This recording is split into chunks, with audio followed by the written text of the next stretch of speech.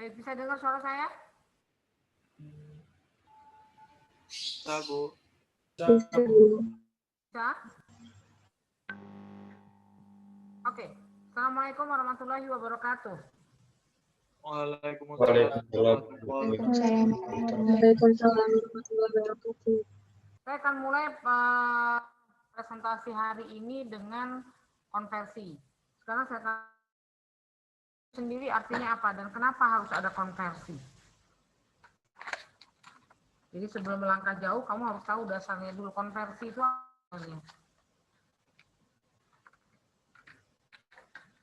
Ada yang bisa jawab?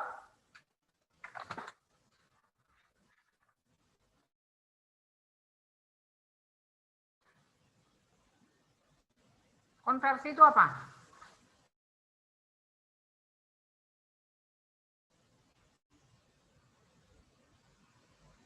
Ada yang bisa jawab? Izin menjawab, Bu. Siapa? Seno? Iya, Bu. Saya akan menjawab secara singkatnya. Konversi itu adalah perubahan hak atas tanah yang sebelumnya hak atas tanah barat, itu misalnya hak eigendom, habis itu erpah, habis itu opsal, dan lain-lain menjadi hak atas tanah yang diakui oleh Indonesia setelah berlakunya UU PA. Oke. Seperti konversi itu artinya benar apa yang disampaikan oleh Seno itu adalah perubahan.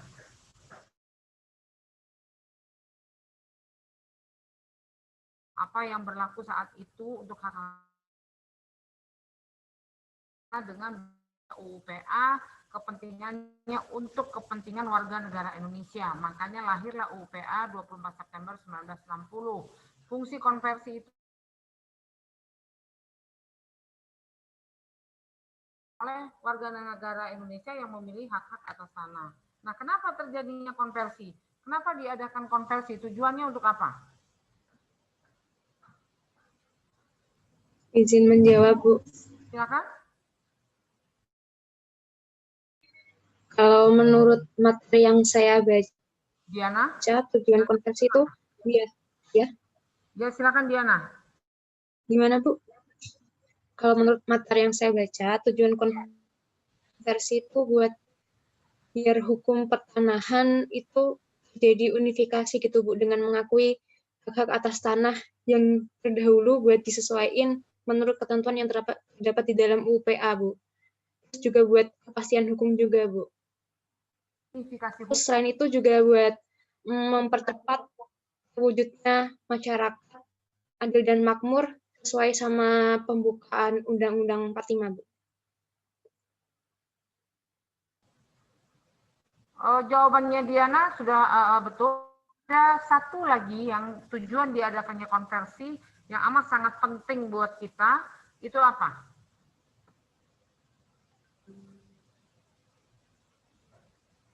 Gimana, Bu?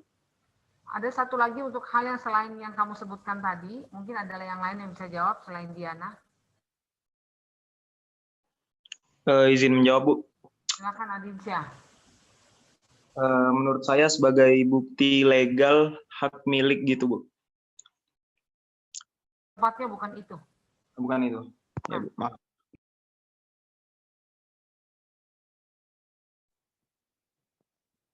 Izin menjawab, Bu.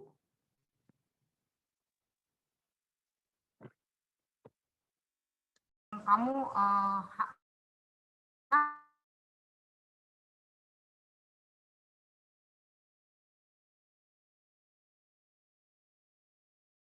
versi ini dipentingkan oleh untuk kemakmuran rakyat Indonesia. Kamu lihat pasal 33, kamu lihat berlakunya UPA. Yang terlindungi itu adalah warga negara.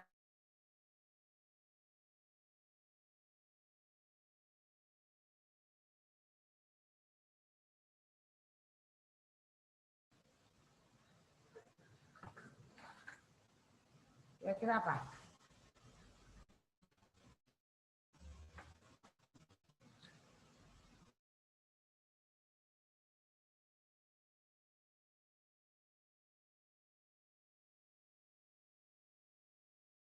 Ada yang terpikirkan? Sebenarnya sih udah kamu bahas kemarin-kemarin, kata-katanya juga kenapa ada konversi, tujuannya untuk apa? Kan clue-nya tadi udah saya kasih. Kita ini ada konversi itu untuk melindungi hak-haknya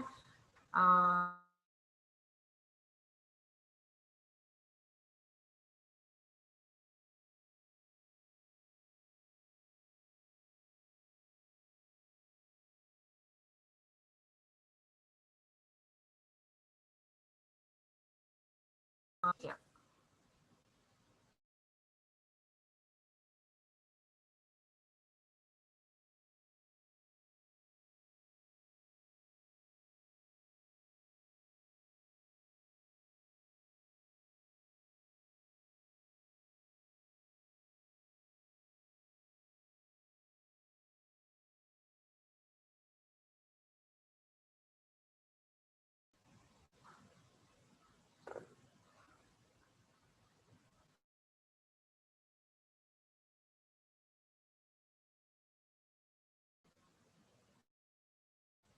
Ada yang tahu nggak? Ayo cepat. Coba jawab, Bu. Dewa. Ya, Bu. Mungkin ada hubungannya sama double clearing, Bu. Jadi ketika ada kepastian hukum, maka tanah-tanahnya tuh kembali ke pemiliknya, Bu. Bukan langsung ke daerah. Enggak ada kaitan dengan domain foreclosure.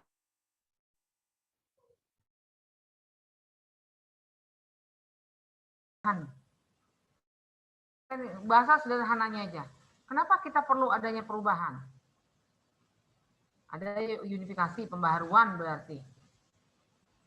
Diperbaharui peraturan-peraturannya demi kemakmuran rakyat Indonesia. Jadi ada satu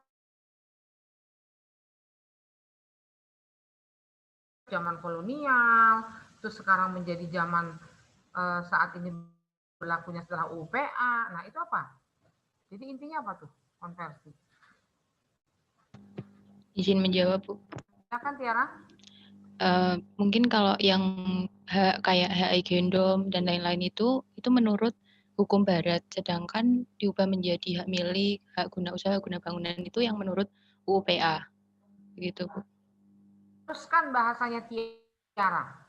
Tiara mungkin paham maksudnya, tapi untuk tepat bahasanya itu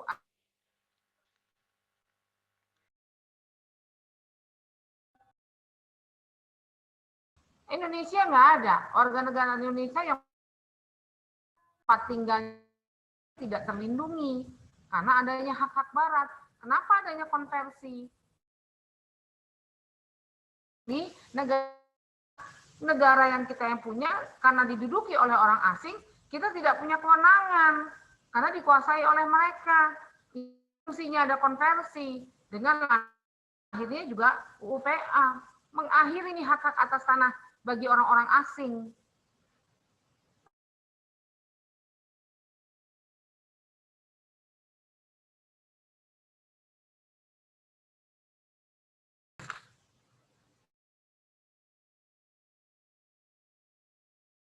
Nah, adanya konversi ini, makanya dihapuskan. Tadi kamu di tuh, kenapa ada konversi? Terus ada juga tadi saya baca di situ kamu bilangnya tanah gogol. Tanah gogol itu apa? Tadi ada tuh di WA group, siapa tuh yang tanya? Apa tanah gogol dulu? Karena kamu bahas masalah itu. Apa sebenarnya? Ayo, yang tanya siapa tadi? Izin menjawab, Bu. Ya kan? Tanah gogol itu tanah milik seorang gogol atau kuli, Bu, atas komunal desa. Seperti itu singkatnya, Bu. Tanah gogol sendiri itu apa dulu? Tadi siapa nih bagusan yang jawab? Bani ya? Tanah gogol sendiri itu apa? Tanah desa yang dimiliki oleh kuli, Bu.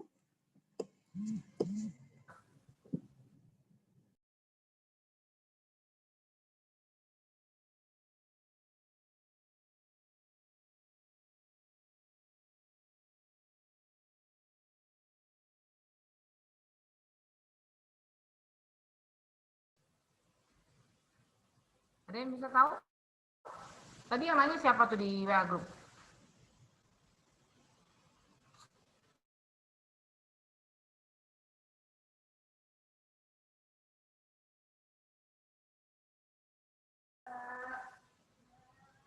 Ayo, ada yang tahu tanah gogol apa pengertiannya? Tanah gogol apa?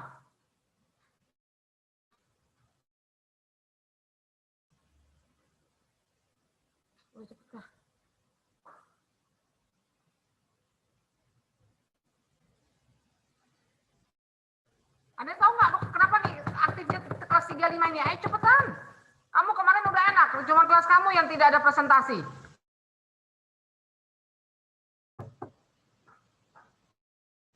Kok nggak ada yang bisa baca apa? Kamu yang mempresentasikan. Jadi pertanyaannya jangan seolah-olah ngetes saya. Kamu harus tahu, karena ini kan kamu yang ngomong. Anung mana Anung? Mana Anung kamu dia? Tanah gogol. Berdasarkan penjelasan yang dijelaskan oleh kelompok yang presentasi tadi, saya dapat menyimpulkan Bu, bahwa tanah gogol itu seperti tanah daerah yang diberikan kepada seorang gogol tadi dijelaskan atau kuli yang mungkin menurut saya atas balas jasa atas jasa yang diberikan kepada daerah tersebut, Bu. Maksudnya tanah gogol itu apa sih? Jangan melenceng pertanyaan saya. Tanah gogol dulu apa? Kan kamu memang mempresentasikan apa yang dipresentasikan orang, sementara kamu jawab, kamu tahu kuasai tanah gogolnya apa?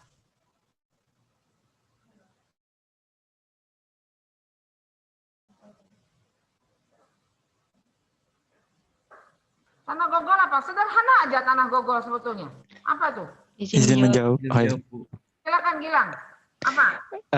Tanah gogol adalah tanah adat yang berasal dari masyarakat Jawa, Bu. Itu singkatnya, Bu.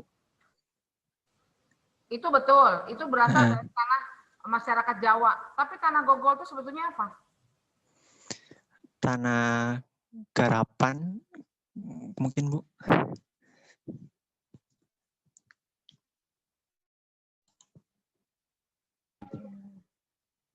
Masyarakat Jawa. Belum tentu di tempat lain ada. Ini kan pengertian untuk dari mereka.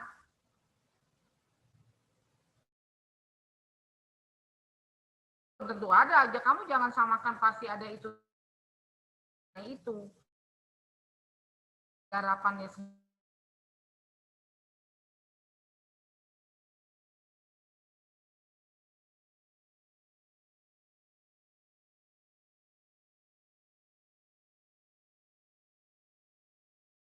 Discuss di sini, kamu presentasi di sini, pasti saya baca satu-satu.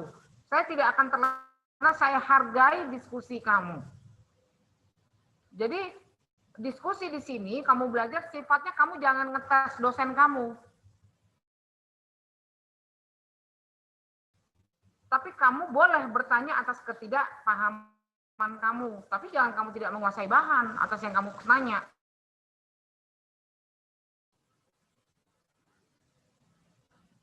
Oke, ada pertanyaan lain? Tanah garap, nah, itu ada nanti ketentuannya. Siapa yang berhak menggarap atas tanah-tanah yang dimiliki oleh masyarakat setempat sebagai tanah garapan. Sekarang tanah garapan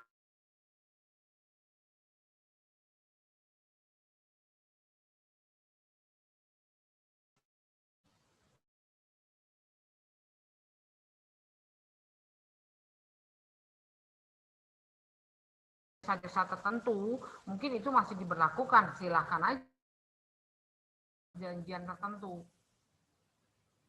Sekarang orang malah lebih sering ada gadai tanah. Apa pengertian gadai tanah? Ya, tanahnya digadaikan sama orang lain, semua-semuanya, menggarapnya semua-semua atas tanah itu, baik tanahnya dia tidak bisa mengembalikan uang yang dia pinjam, akhirnya gadai itu menjadi milik si yang meminjamkan uang, dia gadaikan, atau dia hanya menggarap, upah garap, tapi tanahnya itu tetap milik pemilik awal. Jadi kayak saya, kamu punya tanah nih lebar, kamu nggak ada yang mau tuh turun ke sawah atau segala macam. Saya hanya menggarap, boleh. Dan mungkin sampai sekarang juga masih banyak dilakukan, kalau di desa-desa masih banyak, kalau yang masih banyak. Belum tentu sawah itu yang melakukan adalah kita. Contoh kayak di keluarga saya, ya tanah itu digarap sama orang lain, bukan yang pemilik tanahnya. Itu biasanya ada perjanjian tersendiri, 60-40 apa 70-30, tergantung perjanjiannya maunya seperti apa. Tapi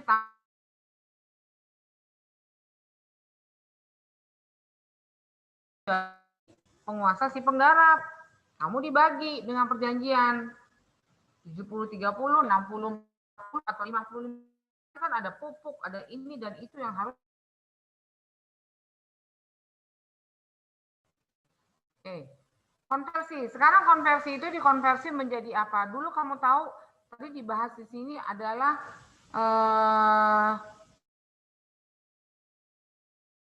pada masa sekarang. Boleh apa enggak?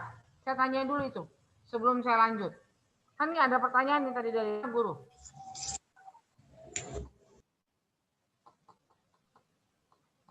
Izin Guru jawab. mana? Karena guru nih yang bertanya. Kalau menurut kamu boleh atau tidak? Kalau misalnya masa sekarang dia melakukan konversinya, boleh nggak? Menurut saya boleh, Bu. Kenapa boleh? Soalnya Sementara itu sudah zaman sekian puluh tahun yang lalu. soalnya kan aturan itu masih berlaku hingga sekarang, Bu. Dengan Kalau atas dasar konsekuensinya? untuk konsekuensinya saya kurang paham, kurang membaca tentang peraturannya, tapi untuk dasar dari peraturan tersebut membolehkan untuk konversi di saat ini gitu, Bu. Nah, kalau kamu belum bacanya komplit, saya komplitin. Baik, Bu. Gitu. Terima kasih, Bu. Yang namanya kamu tidak melakukan apa yang diatur, kira-kira ada sanksi nggak? Ada, Bu, harusnya. Harusnya sih ada. Ya. Iya. Contoh, saya lapor SPT. Paling terat 31 Maret. Nggak lapor. Ada sanksi? Kalau nggak lapor SPT, mungkin ada, Bu. Mungkin ada, mungkin enggak. Saya Iya. belum kerja, Bu. Iya, Saya Bu, baru benar. sekolah, belum selesai. Oke. Sekarang kamu tidak bisa jawab kamu belum kerja karena ini kamu alami salah satu pemilik rumah yang kamu tempati. Anggaplah pemilik adalah orang tuamu. PBB. Setahunan itu harus dibayar. Betul? Betul, Bu. Pembayaran biasanya dikasih kesempatan sampai 31. Seandainya kamu tidak bayar di 31 Agustus, rumah kamu diambilkah? Kamu disuruh keluar? Atau ada sanksinya? Contoh sederhana saya kasih tahu itu. Denda, Bu. Nah, denda artinya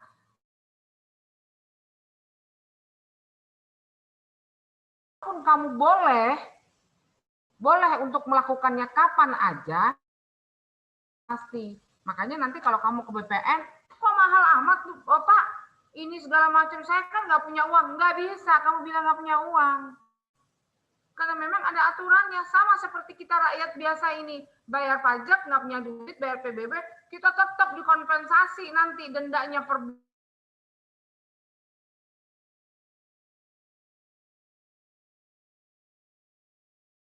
dari itu rumah yang kamu tempatin karena kamu nggak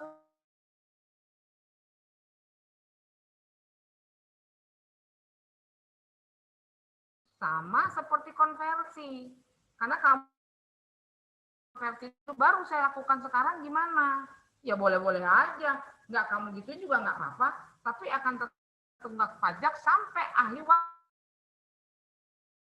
Kalau ditagih uang SPS atau uang denda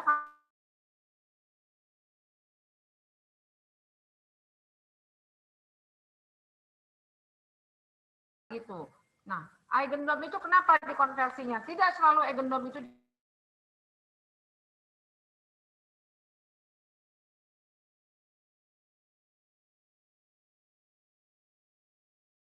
kamu lihat bagaimana hak milik bisa bagaimana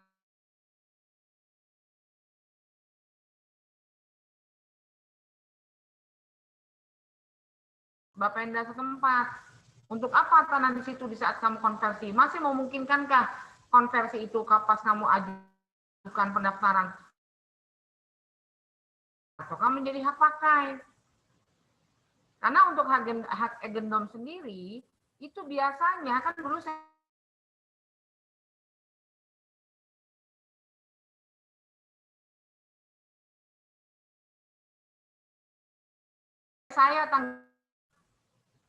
Tangerang itu kan dulu itu tanah perkotaan. Perkotaan itu adalah DKI. Makanya kenapa untuk mungkin di daerah kamu segala macam itu banyaknya tanah adat. Yang surat-suratnya dokumennya dibuktikan dengan girik. Itu pasti konversinya menjadi hak milik, itu udah pasti. Tapi kalau untuk agendom sendiri itu biasanya HGB dulu, tapi bukan berarti tidak bisa menjadi hak milik, bisa. Gimana caranya? Sendiri menjadi hak milik. Kapan, Bu? Ya terserah duitnya kan. Karena semua proses itu kan di SPS yang dimintakan oleh BPM. HGB menjadi HM gimana caranya, Bu? Harus ada bangunannya. HGB untuk kamu konversi jadi hak milik itu harus ada bangunan, nggak boleh tanah kosong. Di WA grup ini juga kamu bilang bahwa itu masanya 20 tahun, betul. Nah, gimana kalau misalnya konversi yang sudah dilakukan, nggak taunya dapatnya kamu HGB 10 tahun itu, mati itu haknya. Wajib kamu perpanjang, atau kamu mau tingkatkan lagi menjadi hak milik, atau kamu biarin aja. Misalnya pas kamu nggak tahu, karena kamu udah belajar sama saya, tahu-tahu kamu bilang sama papa kamu, Pak, coba lihat dong Pak, dokumen papa yang ada sertifikat itu, yang ada 10 biji itu, jangan-jangan habis. Karena kata dosenku, kalau HGB itu ada jangka waktunya. Nah ternyata pas kamu cek, waktunya udah habis semua.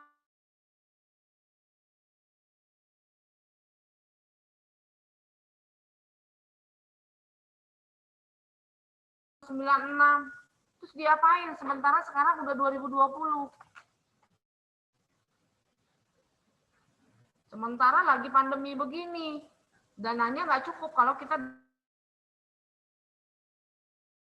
begitu. Itu sebagai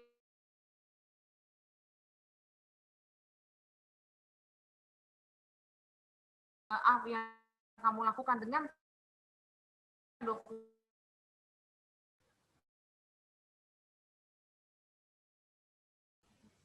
Diapain? Didemin aja, taruh di berangkas aja, bodoh amat aja, nggak mau pusing, kamunya udah. Hah?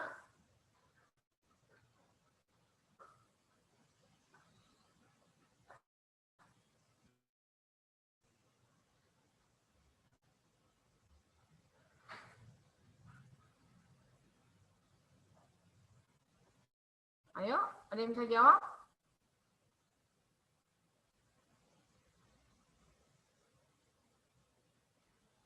Bingung? Bingung, Bu.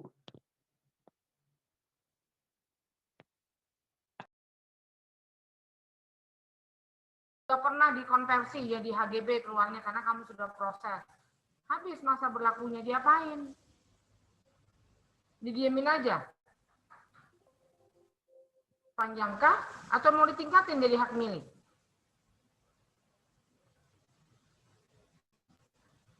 Seharusnya diperpanjang dulu mungkin, Bu.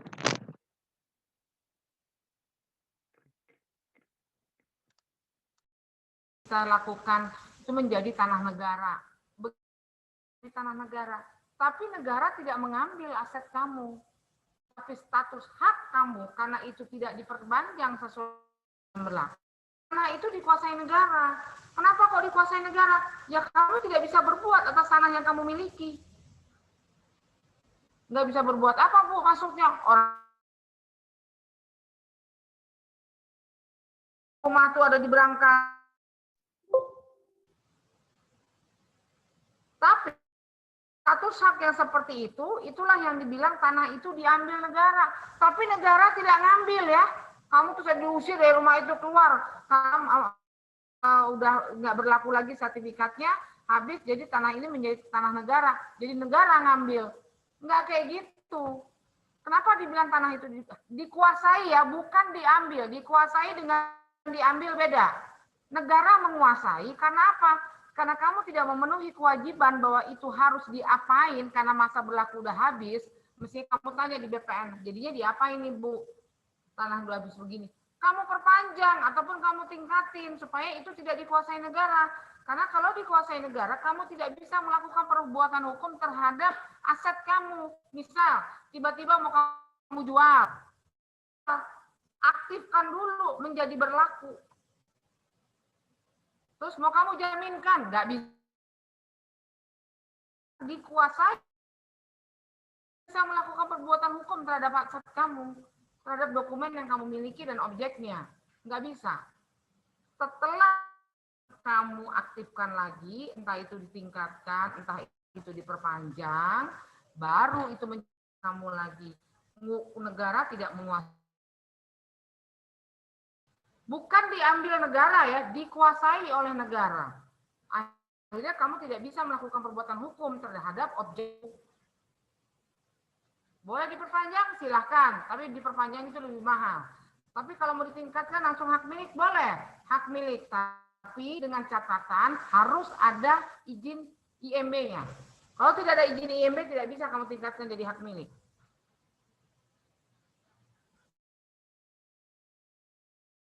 Sekarang konversi dari hak agendom menjadi hak pakai. Sebetulnya yang dikonversikan nanti akan dilihat dulu siapa yang melakukan konversi.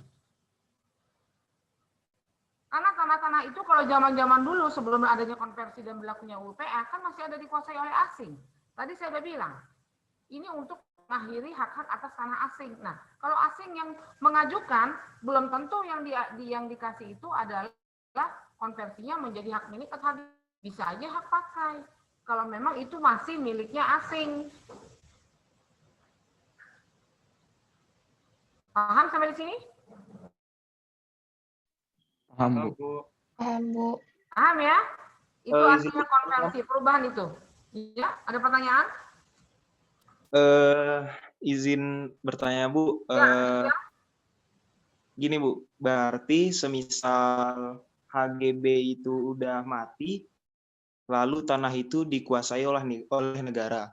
Tapi kita masih bisa untuk mendapatkan tanah itu dengan cara diperpanjang ataupun dijadikan hak milik ya, Bu ya?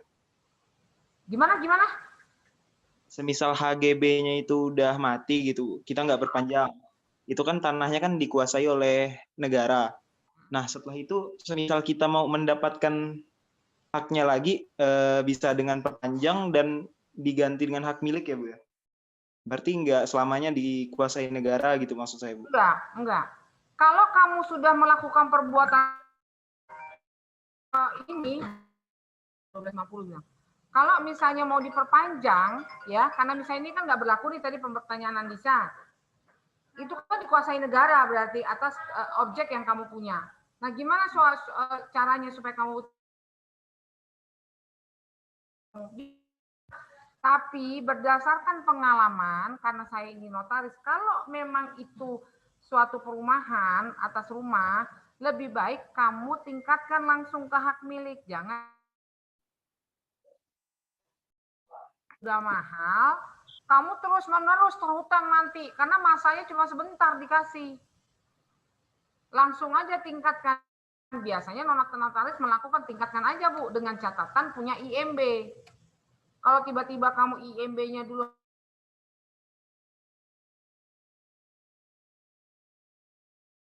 bisa.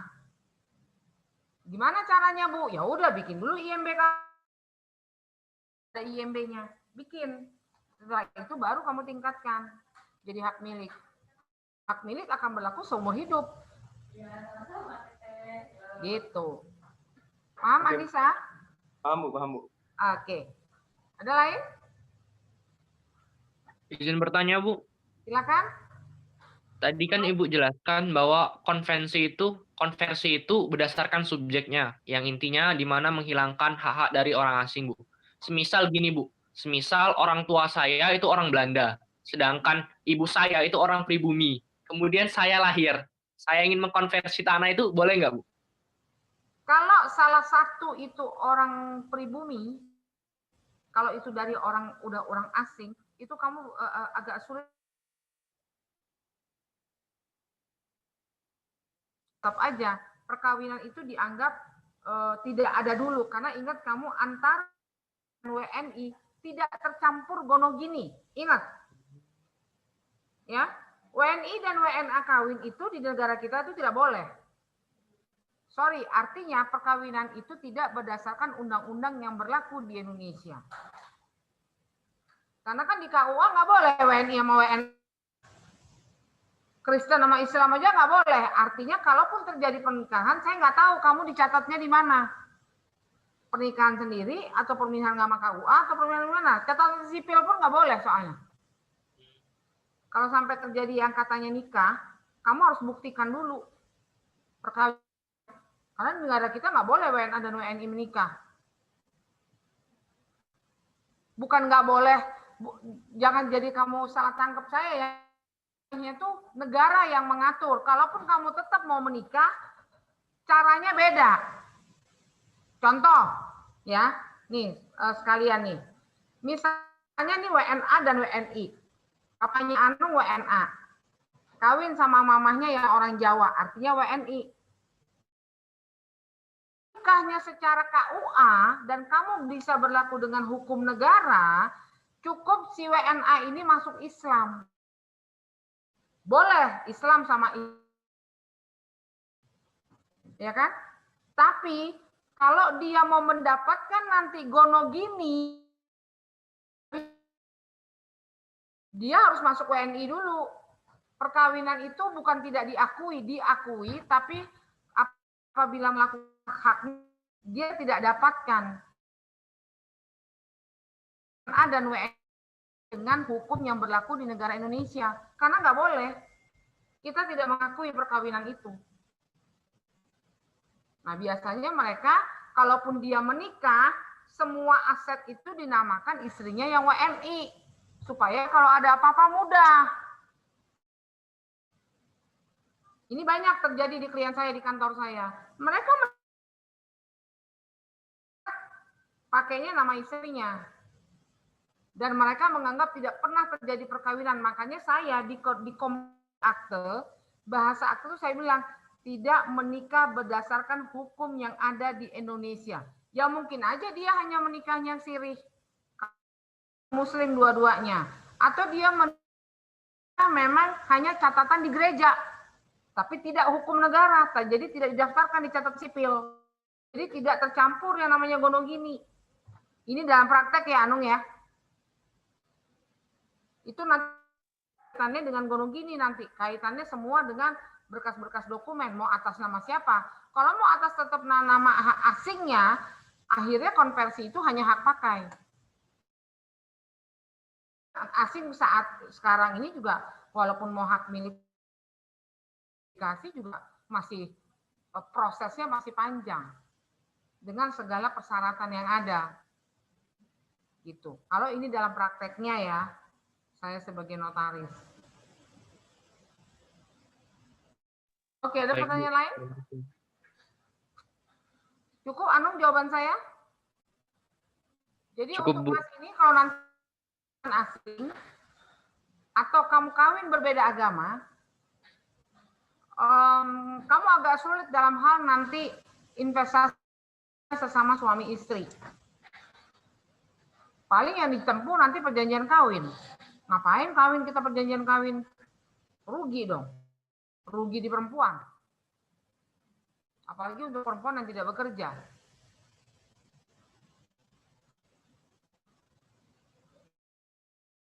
Mau beda agama, ya harus ngalah salah satu. Supaya kamu bisa nikah dengan hukum negara Indonesia dan kamu mendapatkan hak-hak kamu penuh. Karena di saat perkawinan itu terjadi, tercampurlah gonogini. Kalau kamu ngotot, mau masing-masing jalan agamanya, setahu saya nggak bisa kawin dengan hukum negara yang berlaku. Akhirnya kamu kawinnya tidak tercatat. Nggak tahu kamu nyatatnya di mana walaupun itu terjadi pernikahan.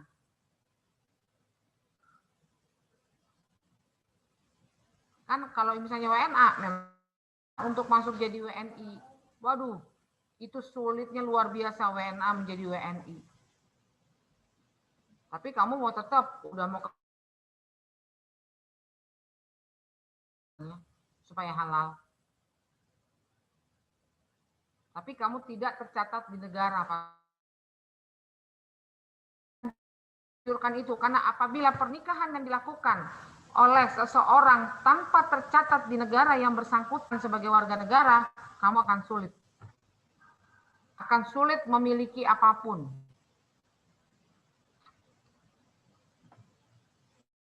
Oke, ada pertanyaan lain?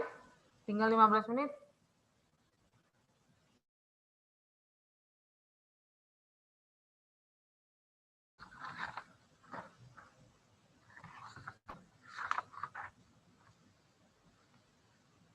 Izin bertanya, Bu.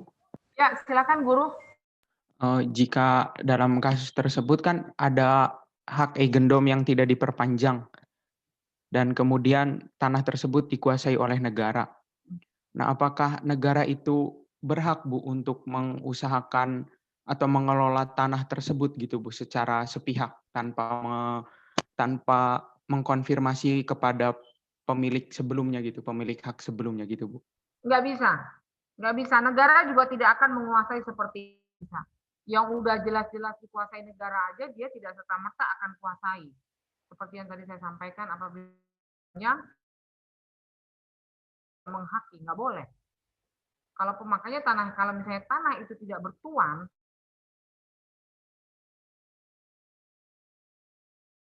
siapapun setahu saya dalam prakteknya, siapapun tanah yang tidak bertuan, pada akhirnya yang walaupun kata undang-undang itu dikuasai oleh negara, negara pun tidak serta-merta mengambil. Semuanya ada proses. Nanti bisa marah lurah setempat dong, karena objeknya ada di situ. Kan dari bawah dulu. Objek itu ada di mana? Objek itu misalnya ada di kampung kamu deh misalnya. Kamu apa, Guru? Di Kuningan, Bu. Nah, Kuningan. Kuningan itu kan di desa kamu itu pasti ada lurahnya yang menguasai atas seluruh objek yang dia kuasai. Nah, pada waktu itu tanah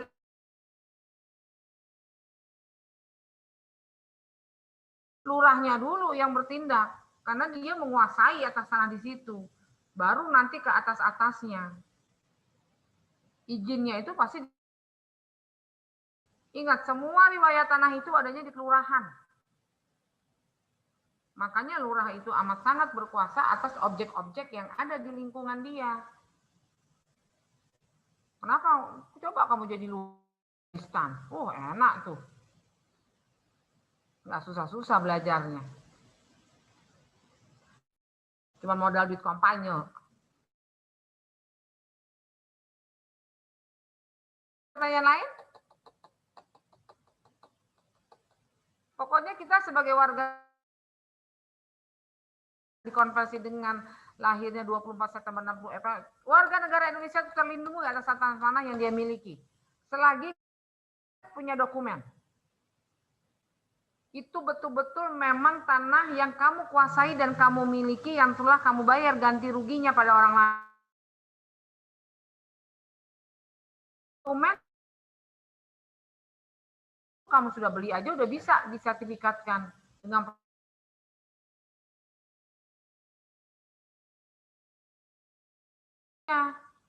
proyek yang dijalankan oleh paling kamu kewajibannya.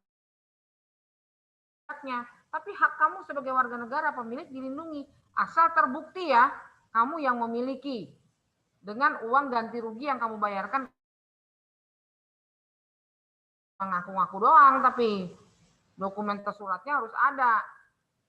Hanya bukti itu aja bisa dengan program PTSL. Ada yang ikut program PTSL orang tuanya? Kalau di desa itu biasanya bukan di desa aja, perkotaan pun kelurahan biasanya akan memberitahukan kepada pemilik-pemilik tanah lahan mana yang akan di PTSL-kan. Kamu tuh biasanya dikasih. Cuman biasanya kalau lagi banyak duit, udahlah ntar aja nggak tahu dokumennya di mana. Ntar udah pensiun, nggak ada duitnya, baru. Sementara kalau misalnya mahal biayanya. Kalau Bu Feni 200 meter aja minta biaya 40 juta, jasanya doang. Nah, daripada kamu bayar saya 40 juta, PTSL aja gratis.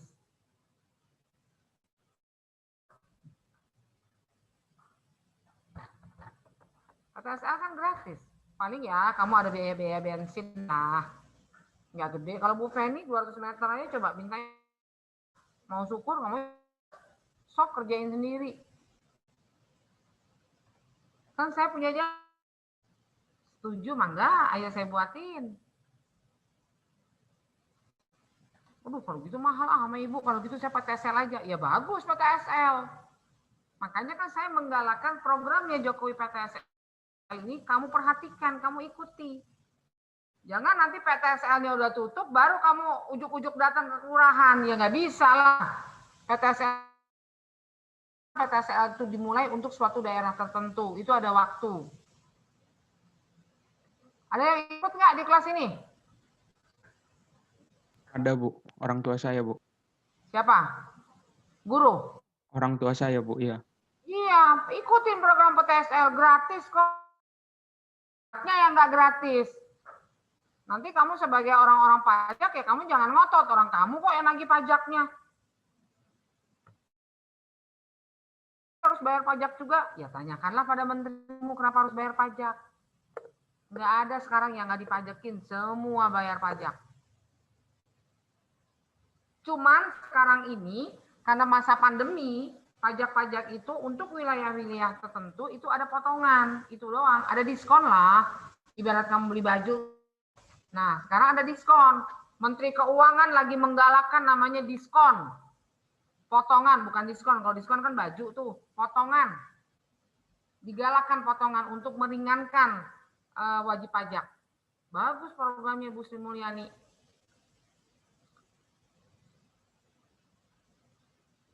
Tapi untuk daerah-daerah tertentu, kamu jangan bilang, loh, kata dosen saya, Bu, kamu lapor sama Bu Sri Mulyani potongan. Kalau Jakarta nggak ada.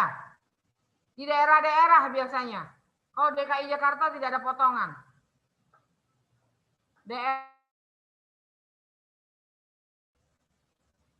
Kota Tangerang ada. Jadi kamu jangan menyamaratakan objek tanah. Kalau yang di elite-elite nggak ada potongan. Wilayah elite-elite.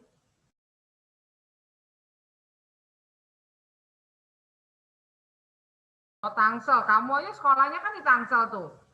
Udah sekolah wilayah elite. Nah, jadi berharap tuh ada potongan-potongan. Kamu kuota aja maunya gratis tuh. Pusing saya juga. Ayo ada pertanyaan lain, Andika ada yang mau ditanya? Siapa yang mau ditanya? Tinggal 5 menit.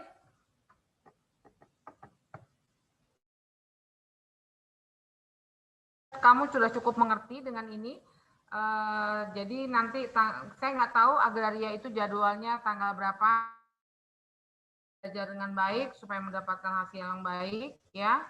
Saya nggak mau kelas ini nilai-nilainya juga tidak baik. Saya mau baiklah menghadapi UTS. Nanti setelah UTS, pelajaran sama seperti biasanya. Kamu mulai dengan presentasi,